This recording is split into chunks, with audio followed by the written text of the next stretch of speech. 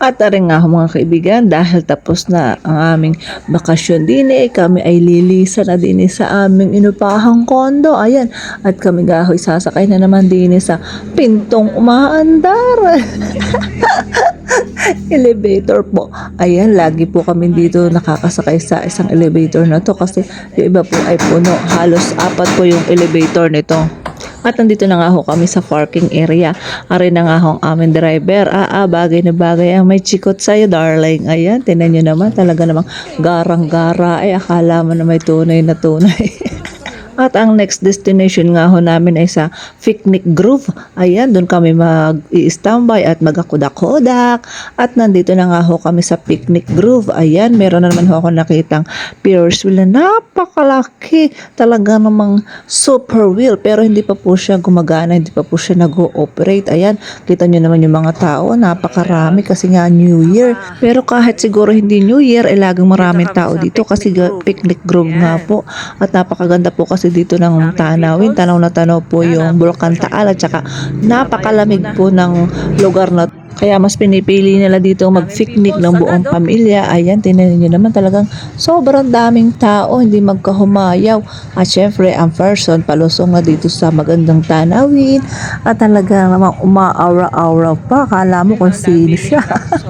At meron nga din ho dito mabibili ng mga souvenir pagka kayo nagpunta dito. Ayan, tinan nyo, talaga namang matatanaw nyo ho yung Bulkang Taal at meron din po sila ditong zipline. Ayan, tinan nyo naman ang mga peoples, napakarami masarap po dito magpalipas ng oras kayong buong pamilya, iwas stress. Ayan, tinan nyo naman talaga namang dinarayo itong lugar na to, talaga namang napakaganda. Isa na ako sa nagagandahan sa lugar na to. Ayan, talagang yung mga kubo-kubo na yan ay puno na ng tao. Ayan, at may nag-zipline nga. Ayan, talaga namang sobrang nakakatakot siguro yun, pero hindi ko pa kaya sumakay dyan, hindi ko pa na-experience kasi nga natatakot ako. At pagkatapos nga ho namin pagmasdan na rin magandang lugar na rin at hindi rin namin pinalampas ang magpa-picture-picture din ay kami ay pupunta naman sa next destination namin sa People's Park. At habang huy kami paalis ay talagang parating pala ang yung maraming tao at nandito na nga ho kami sa People's Park. Kaya nakapila na kami para sa entrance fee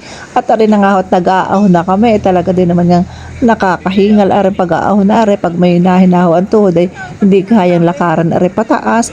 Kaya naman ay enjoy lang ang paglalakad. Huwag yung yag-yag bulaw na nang hindi ka mapagod at mahirapan sa pag-akyat din sa taas na rin. At dahil nakakalahati na ho kami ng aming inaahon ay syempre nakakaramdam na ng hingal at ng pagod ay yung iba na may talagang chill lang ang paglalakad at may pag-yag-yag pa ay talaga namang siguro sanay na sila din Ay maaalala ko nga ho ang huling punta ko din ay parang nung 2016 pa.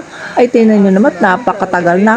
Kaya siguro marami ng pagbabago dito sa lugar na ere. Hindi ko alam kung mas pinaganda or lumuma na. Pero try natin kung nag-level up or nag-improve ang lugar na ere. Ayan, nandito na nga ho tayo sa pinakantuktok nitong People's Park. Ayan, nandito na nga ho tayo. At syempre, magakodak-kodak ulit tayo dito. Ayan, ang person. Nakala mo na may turistang ligaw yata.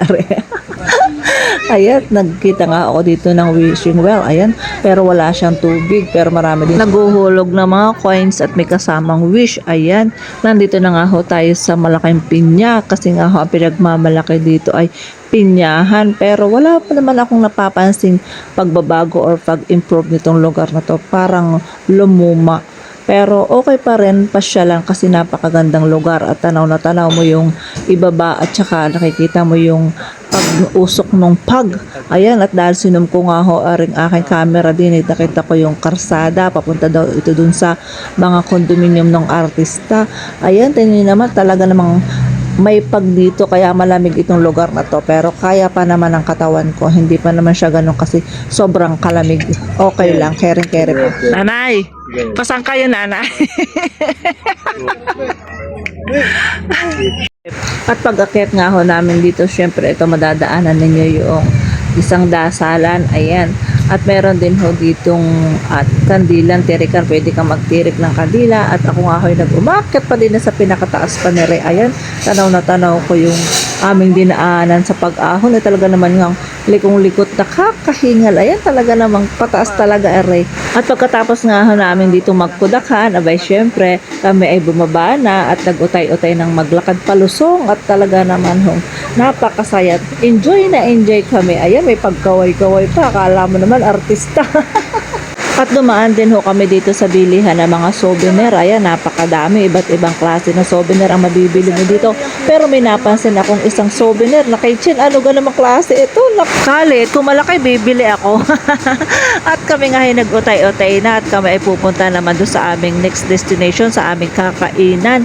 Doon sa Crabs Invite na sikat na sikat. Doon ko lang ho yung napapanood sa Facebook at sa TikTok ay amin hong dadayuhin at amin pupuntahan at aming kakainan.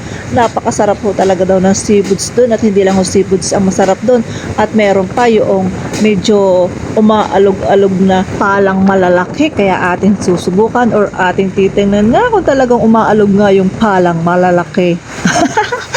At gusto ko ding ma-experience syempre kumain doon sa Crabs Invite na yon, sa seafoods na yon.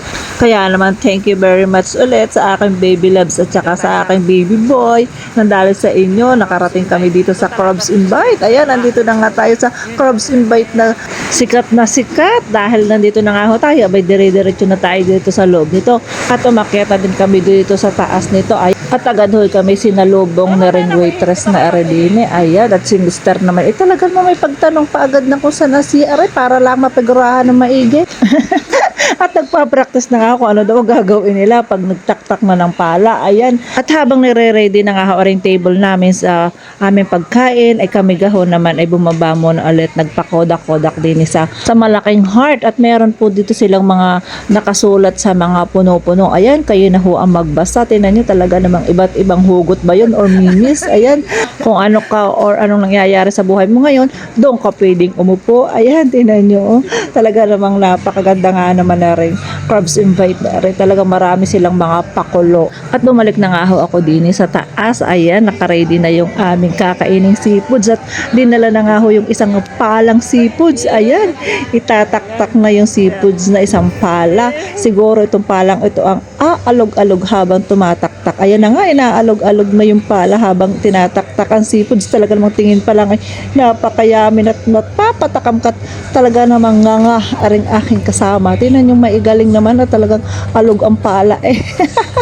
At nang matapos nga hong itaktak rin palang umaalog na ere. Aba syempre hindi na namin pinalampas at hindi na nagpatumpik-tumpik pa. At lalapangin na nga ho namin rin tinaktak na seafoods na isang pala. Ayan, may pag-alok-alok pa. Hindi ko alam ho kung sino ang inaalok, kung ako baga o yung waitress. At nung nagkakainan na nga ho, wala nang imikan, wala nang pakialaman, kanya-kanya ng lapang. Ayan, tinan nyo naman ho, ako talagang sinaid ko pa yung sauce nila, talagang mapakalasa. At masasabi ko namang masarap naman nga yung seafoods nila. Pwedeng ulit-ulitin at balik-balikan. Lalo na yung palang umaalog, charis lang po. Pero talagang pwedeng ulit-ulitin at balik-balikan yung kanilang seafoods na ere. At dahil kami nga lahang ang mahilig sa seafoods, ayan, kami ang natira din sa table na ere. Talagang sinaid namin, sinimot namin yung kaway ng crabs at saka yung mga scallop shell. Ayan, pati yung tofu nila malasa at masarap. Talaga namang himay na himay ko. Abay sayang pag may natira, abay yung ganaman hong napakalasa ng presyo na rin. Ay, hindi pala ho na ring seafoods na rin. Kaya at nung lisanin na nga ho namin yung Crabs Invite ay ere, nandinin na ho kami sa parting Lemery na are. Kami ho itumigil din sa kakahuyang are at inaantok na daw ho yung driver namin. Syempre kailangan tumigil or magpahinga muna ng driver pag inaantok. Huwag yung pipilitin para iwas disgrasya. At kami nga ho ay nakahabol din sa barkong Montenegro na biyaheng alas 4 kasi nga ho pinaspasan na namin. At syempre thank you din sa nag-half-fare sa amin, sa aking my baby boy. Ayan, tanyo naman ho, haplay ang mga kasama ko. Talaga naman ho, nakakapagod nga naman ang magbakasyon at magbiyahe. Ayan, nag-uutay-utay na ho ang maglayag ang barko. Maalis na ho din sa pier ng Batangas. Kaya ingat po tayong lahat at Happy New Year! Thank you for watching at thank you very much ulit sa dalawa kong anak. Happy kami ni Papa mo sa aming bakasyon at sana ay maulit-uli. Saan kaya naman ang sunod na bakasyon? Ay nako, okay lang mangarap at gising, hindi babangungutin. Once again, thank you for watching everyone. God bless us all and Happy New Year!